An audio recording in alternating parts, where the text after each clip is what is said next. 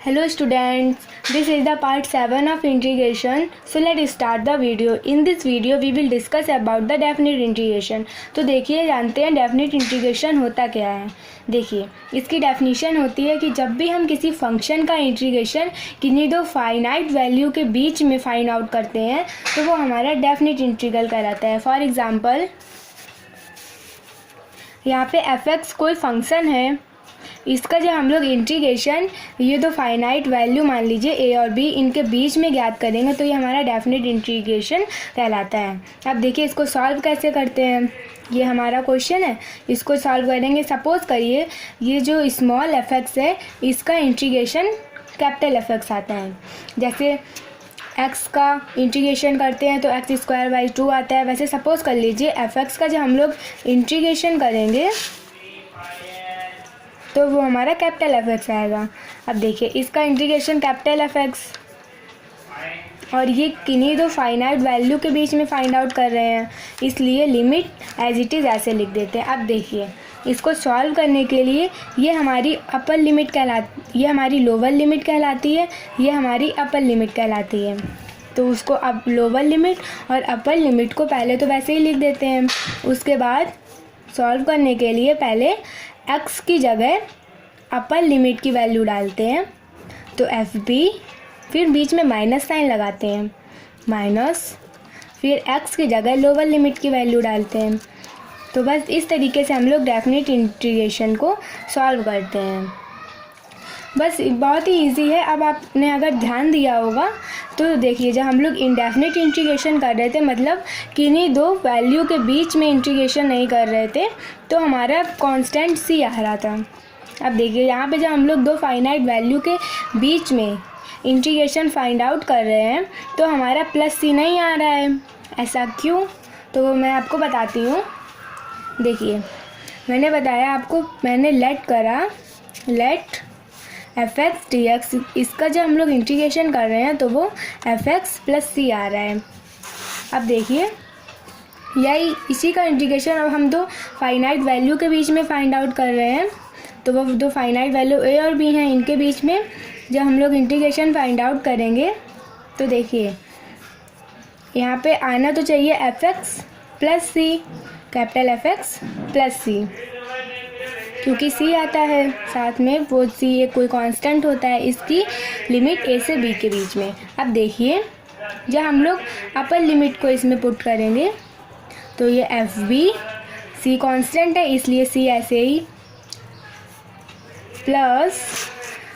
Minus, बीच में minus लगता है जब हम लोग लोअर लिमिट को रखते हैं, तो माइनस इन अदर ब्रैकेट FA + c।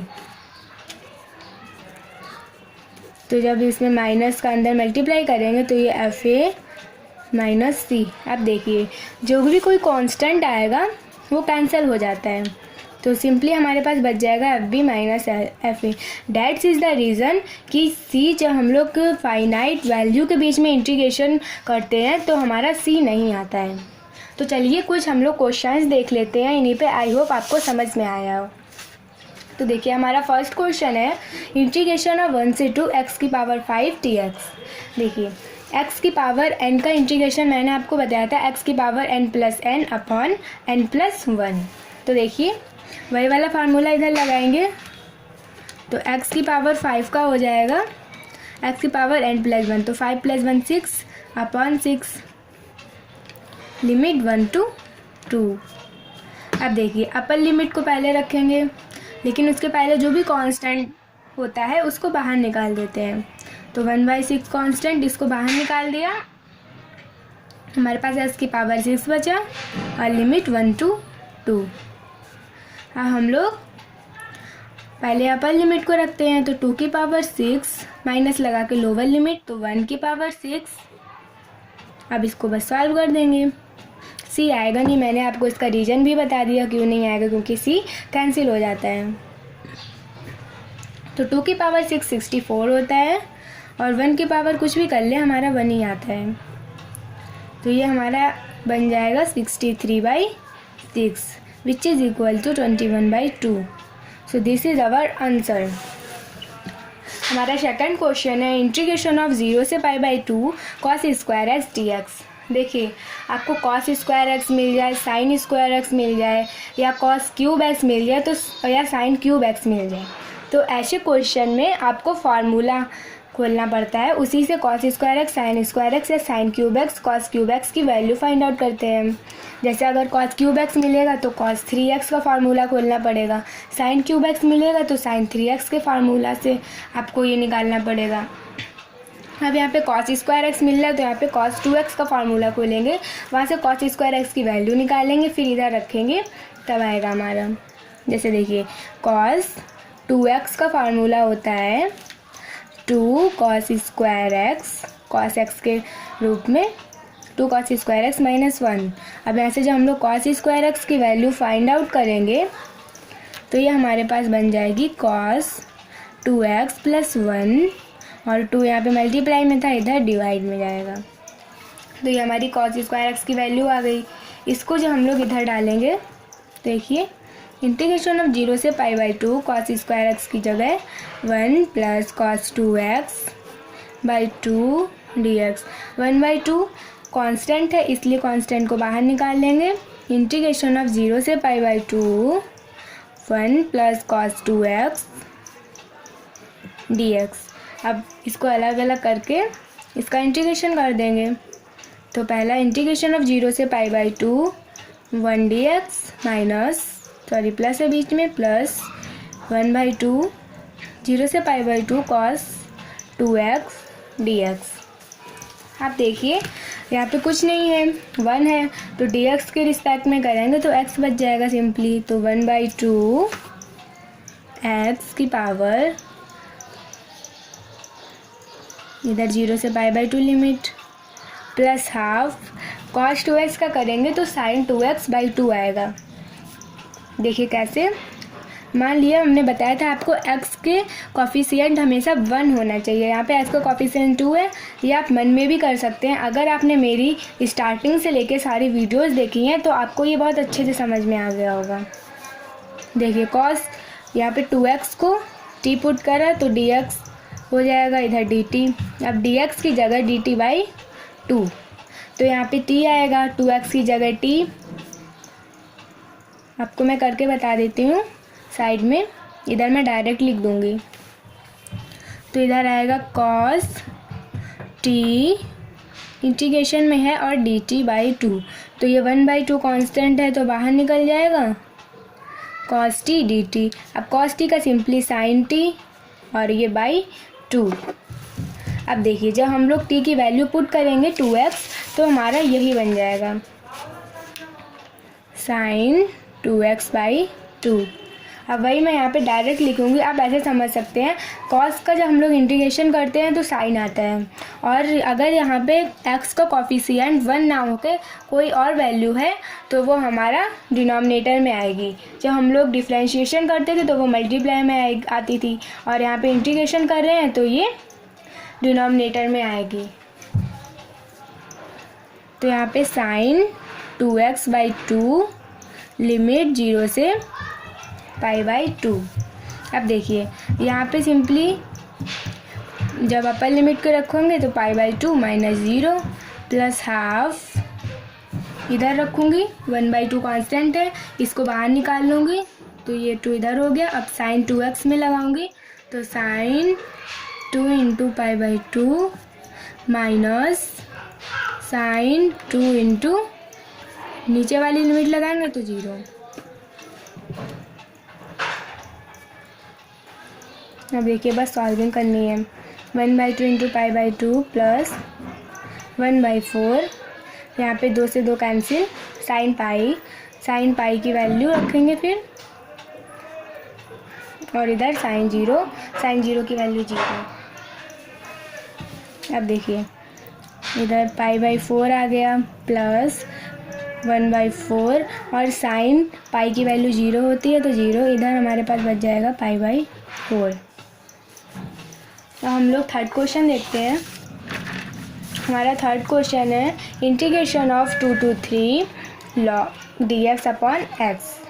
तो देखिए हमारा 1/x का इंटीग्रेशन होता है log x, तो सिंपली वही रख देंगे, ये log x, इसकी 2 to 3 लिमिट। अब पहले अपर लिमिट को रखेंगे तो log 3 माइनस लगा के लोअर लिमिट को log 2। अब log a minus log b होता है log a अपॉन b, तो log 3/2 हो गया बस। अब देखिए ये हमारा फोर्थ क्वेश्चन है, इंटीग्रेशन ऑफ 0 से 1 x e की पावर x² dx। देखिए अब इस क्वेश्चन में हमें x² को t लेट करना पड़ेगा, तभी हमारा x आएगा।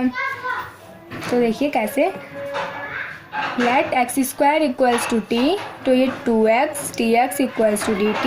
यहाँ से x dx की वैल्यू फाइंड आउट कर लेंगे, तो ये x dx equals to dt/2। अब यहाँ पे x dx ऐसे लिख सकते हैं, इंटीग्रेशन 0 से 1 e की पावर x² x dx। अब x dx की जगह हम लोग लिख देंगे। अब देखिए एक और चीज़ होती है, जब आप यहाँ पे किसी चीज़ को लेट करते हैं तो इसके साथ साथ यहाँ की लोअर लिमिट और अपर लिमिट भी बदल जाती है, लेकिन सबसे पहले हम लोग लोअर लिमिट बदलते हैं फिर अपर लिमिट बदलते हैं। तो लोअर लिमिट के लिए लोअर लिमिट में हमारा t इक्वल्स टू x² था। अब ये देखिए यहाँ पे फंक्शन x के फॉर्म में है, तो ये जो लिमिट है ये भी x की ही लिमिट है। तो देखिए पहले x की लिमिट 0 है, तो पहले जब 0 रखेंगे तो t की वैल्यू भी 0 आएगी। अपर लिमिट को जब देखेंगे, देखिए अपर लिमिट 1 है, तो जब 1 रखेंगे तो t की वैल्यू 1 आएगी। अब यही यहाँ पे रख देंगे, सेम वही लिमिट आ गई हमारी इस बार। हर बार सेम नहीं आती है बच्चों, इस बार ही सेम आ गई है। तो लोअर लिमिट हमारी 0 आ रही है, अपर लिमिट 1, और x² को t लेट करा था, तो ये t x dx की जगह dt/2, तो ये dt/2, 1/2 इधर, 0 से 1 e की पावर t dt। अब देखिए e की पावर t का इंटीग्रेशन सीधे e की पावर t ही होता है, तो 1/2 e की पावर t 0 से 1 लिमिट में, तो 1/2 पहले अपर लिमिट रखेंगे तो e की पावर 1, लोअर लिमिट e की पावर 0, 1/2 इधर e की पावर 1, मतलब e माइनस किसी की पावर 0 होता है, उसकी वैल्यू हमेशा 1 होती है, तो 1। तो ये हमारे फोर्थ क्वेश्चन का आंसर हो गया। हम लोग फिफ्थ क्वेश्चन देखते हैं। हमारा फिफ्थ क्वेश्चन है, इंटीग्रेशन ऑफ 0 से π/4 sin 2x। अब देखिए यहाँ पे sin 2x का हमें ये फाइंड आउट करना है। अब देखिए ये सिंपली वैसे ही है, sin 2x का जब हम लोग इंटीग्रेशन करेंगे तो माइनस cos 2x/2 आएगा। आप इसको 2x को t लेट करके भी कर सकते हैं, मैंने आपको पहले के क्वेश्चन में बताया भी है ऐसा। तो देखिए इसका आएगा माइनस cos 2x/2 लिमिट 0 से π/4। अब देखिए 1/2 कांस्टेंट है, इसको बाहर निकाल दिए, साथ में माइनस भी निकाल देती हूँ। इधर बच जाएगा cos 2x 0 से π/4। तो सबसे पहले अपर लिमिट रखेंगे, तो हमारा बच जाएगा cos 2 into π/4 minus cos 2 into x की जगह फिर 0। देखिए 2 से यहाँ पे 2 बच गया, माइनस 1/2 cos π/2, और cos 0 की वैल्यू 1 होती है, तो ये 1 cos π/2 की वैल्यू 0 होती है, तो ये 0 माइनस 1, माइनस का माइनस में मल्टीप्लाई करेंगे तो ये प्लस हो जाएगा, तो 1/2 इज़ द आंसर। हमारा नेक्स्ट क्वेश्चन है, इंटीग्रेशन ऑफ 0 से 1 x/1 + x²। तो देखिए इस क्वेश्चन में हम लोग जो डिनोमिनेटर में 1 + x² दिया है इसको t लेट करेंगे। तो देखिए let 1 + x² equals to t, again differentiation both sides, तो ये हो जाएगा 2x dx equals to dt, x dx की वैल्यू dt/2। अब देखिए लिमिट भी फाइंड आउट करनी पड़ेगी मुझे, तो पहले लोअर लिमिट फाइंड आउट करते हैं। लोअर लिमिट के लिए हमने लेट क्या करा था, t equals to 1 plus x square. ये देखिए यहाँ पे फंक्शंस x के फॉर्म में गिवन है, तो ये लिमिट भी x के लिए है और मैंने t लेट करा है तो मुझे t के फॉर्म में लिमिट निकालनी पड़ेगी। तो पहले लोअर लिमिट के लिए x इक्वल्स टू 0 है, तो पहले x इक्वल्स टू 0 डालेंगे तो t equals to 1। Upper limit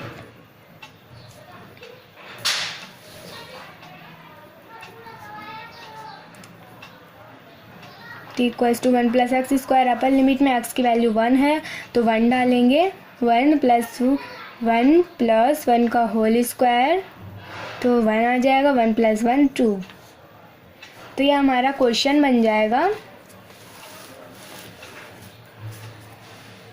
integration of 0 से 1 है ना, लोअर लिमिट 1 आई थी, 1 से 2 एक्स टी एक्स की जगह डी टी बाई 2 तो डी टी बाई 2 और 1 प्लस एक्स स्क्वायर को t माना था तो t। अब देखिए 1/2 कांस्टेंट है, इसको मैंने बाहर निकाल दिया, अंदर बचा लिमिट 1 to 2 1/t dt। अब 1/t का जब हम लोग इंटीग्रेशन करेंगे तो log t आएगा, तो सिंपली log t की पावर 1/2। अब पहले अपर लिमिट माइनस करके लोअर लिमिट, तो 1/2 log 2 माइनस log 1। log 1 की वैल्यू 0 होती है तो सिंपली हमारे पास बच जाएगा 1/2 log 2। तो दिस इज आवर आंसर। हम लोग 7th क्वेश्चन की तरफ मूव करते हैं। तो हमारा 7th क्वेश्चन है इंटीग्रेशन ऑफ 0 से a under root a square minus x square d x. इसके लिए मैं आपको कुछ फार्मूलाज बता देती हूँ। देखिए ये फार्मूलाज आप याद कैसे करेंगे मैं ये भी बता देती हूँ। जैसे देखिए हमारा फर्स्ट फार्मूला है integration of under root a square minus x square d x. तो देखिए इन फार्मूलाज के लिए सबसे पहले आप बाहर हाफ लिख दीजिएगा, प्लस फिर अदर ब्रैकेट में x, फिर जो ये यहाँ पे लिखा होता है इसको एज इट इज़ लिख देते हैं।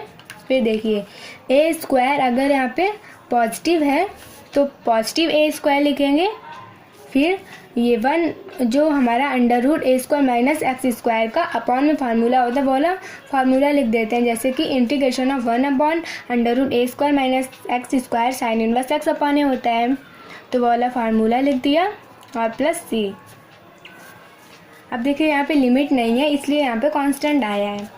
वैसे ही हमारा सेकंड फार्मूला है integration of under root a square plus x square d x. देखिए इसमें भी पहले हम लोगों ने हाफ एज इट इज़ लिख दिया और दूसरे ब्रैकेट में सबसे पहले एक्स लिख दिया, फिर जो हमारा गिवन था उसको एज इट इज़ नोट कर दिया।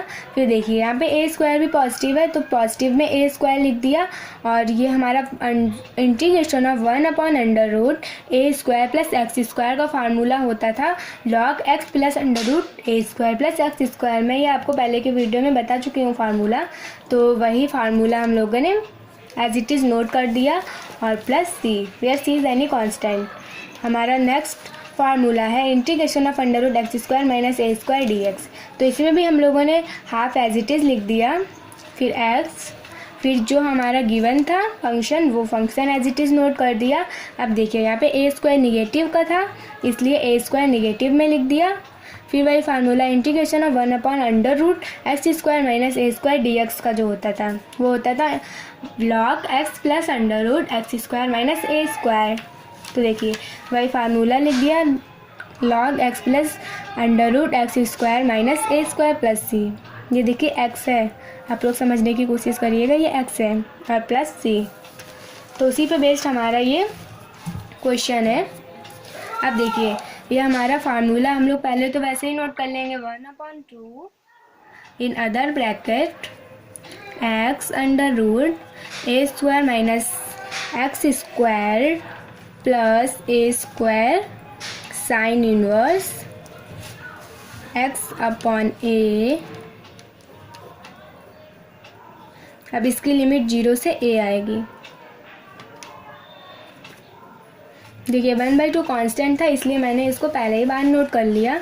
अब देखिए सबसे पहले अपर लिमिट को रखेंगे फिर माइनस करके लोअर लिमिट को, तो 1/2 अपर लिमिट को रखेंगे a under root a square minus x की जगह जब ए रखेंगे तो a square minus a square 0 हो जाएगा, तो ये into 0 plus a square sine inverse a upon a, तो साइन इन्वर्स 1, तो साइन इन्वर्स 1, फिर ये एक ब्रैकेट में माइनस लगा के दूसरे ब्रैकेट में 0 लिखेंगे। तो देखिए जब 0 लिखेंगे एक्स की जगह 0 डाल देंगे तो ये सिंपली 0 बन ही गया। अब इसकी जगह 0 डालेंगे तो 0 प्लस ए स्क्वायर, यहाँ पे साइन इन्वर्स 0। अब देखिए हमारा ये 1/2 को हम लोग ऐसे ही नोट कर लेंगे, इधर तो 0 हो गया, a into 0 0 plus a square,